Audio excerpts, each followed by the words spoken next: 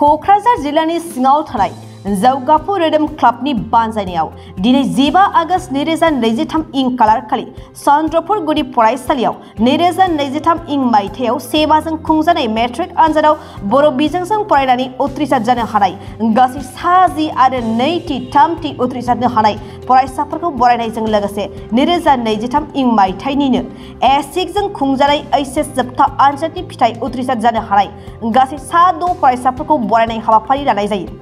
बे हाबाफारियाव बाहागो लादोंमोन गाहाय आलासि महरै सा क'क्राझार दख'रा एबसुनि गाहाय नेहाथारि निरन्जय बसुमतारी आरो बिबुंथिगिरि आलासि महरै देबोरगाव गुदि बर' थुनलाइ आफादनि आफादगिरि मनरन्जन बसुमतारी लोगोसे माननि आलासि महरै बाहागो लायो हलथुगाव बिसिडिसिनि मासिगिरि मनज ब्रह्म बिथांमोनहा। बे हाबाफारियावनो बाहागो लायो गुदि फरायसालिनि गाहाय फोरोंगिरि मुस्रि दैजेन्द्र बसुमतारी आरो लोगो फोरोंगिरि दरब्रै गामिनि गामि बेंगिरिजों लोगोसे सानसुमै रायजो राजा आरो दिथागिरि फरायसा ओनसोलनि गुबुन गुबुन आफादनि दैदेनगिरि बिथांमोनहाबो बाहागो लायो। बे समाव खौरांगिरिनि सिगाङाव मा फोरमायदों जौगाफु रोदोम क्लाबनि बिबानगिरि बिथांमोनहा गिबियावनो बड'लेण्ड बुब्लि आरो रायजों बर' नायगिरि बिथांमोननिसिम आंनि गोसो गोरबोनिफ्राय जौगाफु रोदोम क्लाबनि गाहाय आफादगिरि जानानै गिबियावनो साबायखर बावग्रोबाय। बे समाव आङो बुंनो सानदों जोङो थांनाय बोसोराव जेरैबायदि खुंदों देग्लायबो 17थि 15 आगस्टखौ लोब्बा लानानै जोंनि जौगाफु रोदोम क्लाबा एसएसएलसि पास आनजादखौ उथ्रिनो हानाय फरायसाफोर आरो लोगोसे एचएस आनजादखौ उथ्रिनो हानाय फरायसाफोरनो जोङो मान बावनाय हाबाफारिखौ लादों। मानोना जोङो जाहाथे जोंनि जानाखि फरायसुलि फरायसुला बिथांमोनखौ जोङो हाजासे जोंनिफ्राय थुलुंगा होनो हायोबा जाहाथे गोजौ थाखोसिम दावखोहैनो हायो जों बे आयदाखौ लानानैनो दिनै जोंनि जौगाफु रोदोम क्लाबा बोसोरफ्रोमबो खुंबोनाय बायदिनो देग्लायबो जोङो खुंनो थाखाय आखायाव लादों आरो जोंनि खुंनाया दिनै मोजाङै मोजां जाफुंसारबाय। दा आङो बेखिनिखौ बुंनानै जोंनि जौगाफु रोदोम क्लाबनिफ्राय साफ्रोमबो नायगिरि बिथांमोननिसिम आंनि गोसो गोरबोनिफ्राय खुलुमनाय जासिबाय। बेसेबां समनिफ्राय नोंथांमोना बे हाबाफारि खुंबाय? बेखौ जोङो 2001निफ्राय जों खुंबोदों। जे जायगायाव जोंनि जौगाफु रोदोम क्लाबा 2001आव रेजिस्टार जादोंमोन क्लाबा रेजिस्टार जादोंमोन जों बे समनिफ्रायनो खुंबोदों आरो जोङो बेजों लोगोसे माखासे जोङो प्रग्राम माने गोदान बोसोराव रंजालि बैसागुबो खुंबोबाय थानाय जादों। माखासे जोङो बेखौनो खावलायो जाहाथे इयुनाव जोंखौ बयबो सापर्ट होयो जौगाफु रोदोम क्लाबखौ हाजासे माने जोंनि रायजो राजा आरो जोंनि जानाखि जोंनि लोगो दैदेनगिरिफोर आरो बेजों लोगोसे जोंनि साफ्रोमबो मावनो गोरों साननो गोरों गोजौ थाखोनि सुबुंफोर बिथांमोना जोंखौ सापर्ट होयो। जों बिनि थाखायनो बड'लेण्ड बुब्लि आरो रायजों बड'लेण्डनि गेजेराव जोङो रोजा रोजा बयनिसिमबो साबायखर बावो। बबे गामिनिफ्राय नोंथांमोना दिनैनि हाबाफारि जोङो दरब्रै गामिजों दाजानाय जौगाफु रोदोम क्लाबा बिनिनो जैमागुरि जाम्फैगुरि आरो चन्द्रपुर आरो मैध' चन्द्रपुर बे दरब्रै गामिजों दाजानाय जादों आरो जोङो बे दरब्रै गामिजोंनो जानाखि जेनोखि जोङो प्रग्राम खुंदों 17थि 15 आगस्ट जों बेखौ दिनै बे दरब्रै गामिजोंनो खुंनाय जादों। माबायदि रेसपन्स मोनदों नोंथांमोनहा नैबे रायजो राजाफोरनिफ्राय बेबायदि हाबाफारि खुंनायाव? रायजोफ्रा जोंखौ बुहुत मदद खालामदों मानो होनबा अनसायदों जोंनि बेफोरबायदि हाबा मावनायाव रायजोफ्राबो जोंखौ थुलुंगा होदों आरो दरब्रै गामिनि रायजोफ्राबो गावबुराजों लोगोसे सेक्रेटारि बिथांमोनाबो जोंखौ हाजासे मदद खालामो। जों बेनि थाखायबो जों बिथांमोनखौबो रोजा रोजा साबायखर बावो जोंनि जौगाफु रोदोम क्लाबनि जानानै। नोंथांमोननि क्लाबा जे रेजिस्टार जाबाय सरकारनिफ्राय माबायदि अनुस्थान मोननो हादों? सरकारनिफ्रायथ' जोङो अनसुंथाइ मोननाय जायाखै जानाखि जों जानाखि एसे एनै सोरजिनाय जों बेजोंनो खुंबोबाय थानाय जादों। सरकारनिफ्राय जों एसेबां माने सुबिदा मोनाखै। जोङो जानाखि एसे एनै एखमबा समाव एखमबा बोसोराव जोङो चार्जेबल मोनबोयो जों बेल' सरकारनिफ्राय मोननो हादों जों गुबुनखौ मोननो हायाखै। मा खालामनो सानो दानि सोलिबाय थानाय सरकारखौ जों बेखौनो खावलायनो लुगैयो जाहाथे जोंनि बे चन्द्रपुर जौगाफु रोदोम क्लाबखौबो जाहाथे नायस'नो अनहरो हाजासे जोंखौबो मदद खालामो। मानो होनबा जोङो जानाखि फरायसुलि बिथांमोनखौबो जोङो नाजानायावबो बिथांमोनाबो हेफाजाब होयो जों बेखौनो खावलायो। दिनै जे बे चन्द्रपुर जौगाफु क्लाबनि जे नाजानायाव दिनैनि 77थि उदांस्रि सान फालिथायजों लोब्बा लानानै बे दरब्रै गामिनि जों मोनसे क्लाबजों जे नाजानाय दिनै जे बे जायफोर फरायसा गथ'फोरा दिनैहाय माने सोरबा सेथि थाखो नैथि थाखो बा थामथि थाखोआव उथ्रिसार जानाय फरायसाफोरखौ जे बिदि माने गोसो बोनो हानाय बा गुन गोनां सोलोंथाइ बोहोनो नाजानाय बे खुब मोजां जादों आरो जोङो जोंनि देबरगाव बर' थुनलाइ आफादनि जानानै आङो बिसोरखौहाय आंनि गोसो गोरबोजों गिबियावनो साबायखर बावग्रोदों। बेबादिनो खोनानो मोन्दों बिथांमोना गोबाव समनिफ्राय बे हाबाफारिखौ लाबोबाय थादों। दिनै जोङो गोदानै खनसे नुजाफैनो हादों दा बे खुब मोजां मोनदों। थांनाय बारावबो बेहाय जोङो 16 नभेम्बर जेला खुंदोंमोन बे समावबो बिसोर बेबादि हाबाफारि मोनसे लादोंमोन। बहायबो आं दंफैयोमोन, आंनो आफादगिरिखामोन। दिनैसिम दा बिसोरनि जे नाजानाय इयुनसिम बेबादिनो मावलांबाय थानो हाथों आरो बे फरायसाफोरखौ गोजौआव दावखोलांबाय थानो हाथों बेखिनि जोङो जोंनि देबरगाव गुदि बर' थुनलाइ आफादनिफ्राय बेखिनिखौनो जोङो आसा खालामो।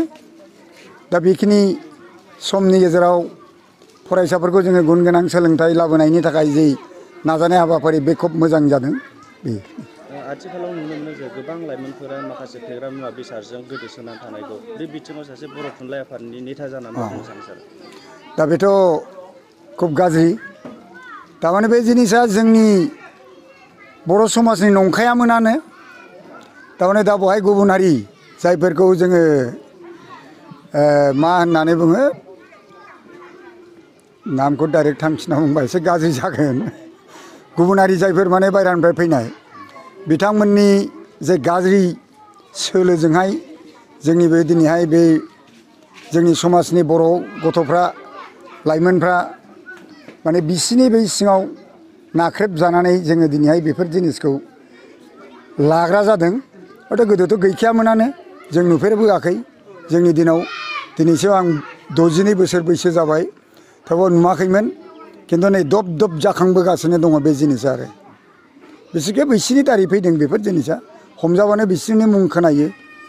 बिनिफ्राय जोंनि गथ'फ्रा बायनानै लायनाय बेफोरखौनो जों नुगासिनो दङ। दा जोङो बिनिफ्राय होबथानो थाखाय जोङो खालि प्रसासनखौ नि सायाव बिथा खालामालासेनो जोंनि समाज गामि लेभेलावनो जोङो बेफोरखौ होबथानायनि लामाखौ जोङो लानांगौ।